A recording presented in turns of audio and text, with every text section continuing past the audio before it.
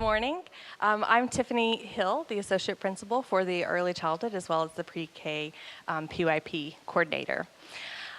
We've got some good stuff in store for you guys this morning. I'm going to start with a morning message, which is something that we start with in the classroom, following our responsive classroom approach. Good morning, parents. This year, ASB is exploring community wellness.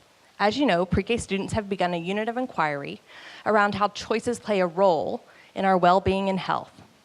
In today's Parent Coffee, we will discover ways that our children can make choices and you can support them. You will hear from Tiffany and John and our Director of Health and Wellness and Nutrition, Allison.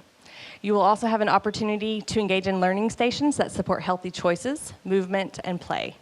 It's going to be a great morning together. So to get us started, you're going to hear from me. And I just want you to take a look at this picture and this quote. I'd like for you to turn to a person beside you and think about what this means to you. I'll give you about a minute to share together. So if you could turn and talk, please. Thank you. I'd love to hear from you, some of you, what this quote means to you, what it makes you think about.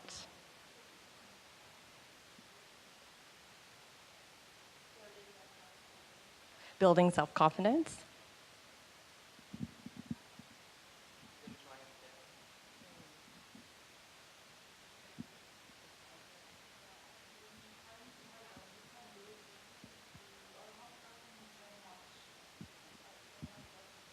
Yes. Trust, yeah. I wanted to, Letitia, last one. Yes, projection. I wanted to start our first Parent Coffee out of the year, and the year of well-being, community wellness, talking about that autonomy, that independence in your children. Building autonomy means that we're building that independence, their ability and what they believe in themselves. Autonomy, research tells us that giving autonomy builds self-regulation. So letting them know what they have control over in their lives and giving that control, not putting your fears onto them that, oh, you're gonna spill the milk, or that trust that Mom trusts me, I can do this. But giving them some control. Now, can you give them total control over everything? No, because you still have to think about what's developmentally appropriate for them. But giving them that control, handing it over to them. Self-esteem. Building autonomy means that you're building their self-esteem. You're boosting them because you're showing them and you're telling them, I have trust in you. You can make choices for yourself. Again, still with that parental control, but you can make choices for yourself. And that, in turn, builds up their self-esteem and lets them think, I can do it. And also, as you shared, I can do it, and maybe I failed, but it's okay because I still did it on my own and giving them that choice to do it again. And cognitive growth.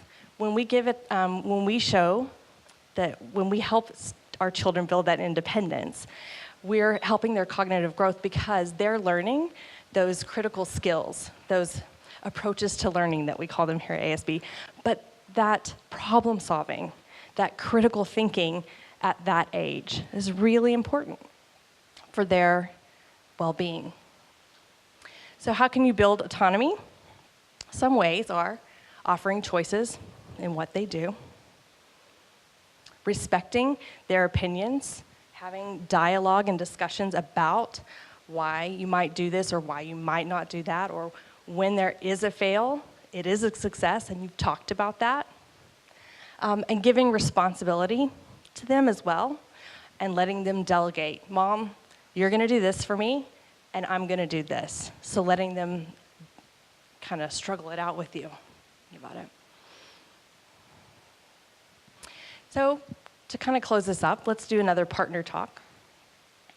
What does this look like in your home? What does this look like when kids wake up in the morning, your nightly routines? So turn and talk to the person around you. What does this look like in your home?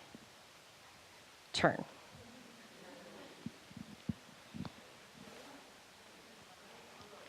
So share out with us, what does this look like in your home? How are you fostering independence? How are you building autonomy within?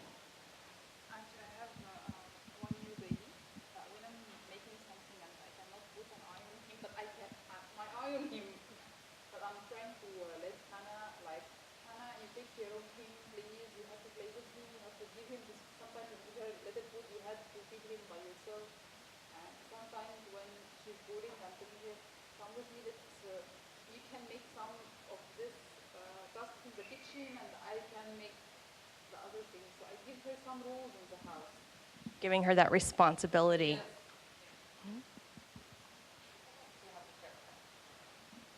Do you guys want me to pass around the mic?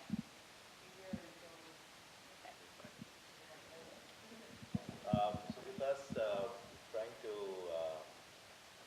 give him some sort of a recognition, like if he achieves to do something on his own, I would probably say, wow, that's a great thing to do. I don't know how long it will last. Right. But you're building up that self-esteem. You're building up that self-esteem and thinking about, again, just that research that Carol Dweck shares with us, that positive mindset. So it's not good job, but rather restating it to where it's, you did this, you did that, and really supporting what they've done. But not always just good job, because, you know, they don't need that to be self-fulfilled. Right?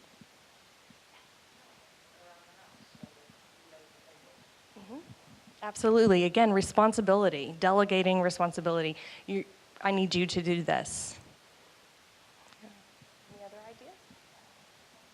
Sometimes she's stuck in we are very focused on this, and sometimes she's stuck in action. You know,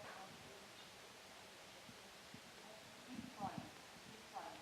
You have to give her this confidence. She can get it after so many tries. She cannot let it go. And you support and you scaffold as needed. They can give it a try. Okay, well, let me do this. Does this help a little bit? Okay, let me support you in this way. So really scaffolding the way that they're doing tasks or they're taking on responsibility. Just a little list that I put together. Cooking and setting the table. They do a lot of cooking downstairs. You know, they're dealing with ingredients. They're cutting fruit. They have the skills to be successful. Setting the table, you can pull in so many literature and math skills, and just, again, that independence by how many forks do we need tonight? Should we get napkins? How many napkins do we need? Encouraging them to help themselves. You've got this. Laundry, sorting by colors maybe, or just, come on, picking up after yourself. So maybe you don't have them set the spin cycle, but you know. Watering your houseplants. I know some of us have gardeners, but this is a task that they do downstairs and that they can do at home as well. Cleaning up, dressing themselves, even picking out their clothes, shoes. Hygiene, I put the hygiene, but you know, when it's bath time, what can they do on their own? When it's time to brush their teeth, we don't necessarily need to put the toothpaste on them for them, or maybe we do, but they can still start the task, and washing up, shampoo, soap. So giving them those opportunities. So building autonomy will help us to build successful 30-year-olds who know how to do laundry, who know how to cook for themselves, feed themselves. So thinking about success from this age will help support their well-being later in life. So thank you. So we'll move on, and we're going to hear from Allison Smithies. Thank you.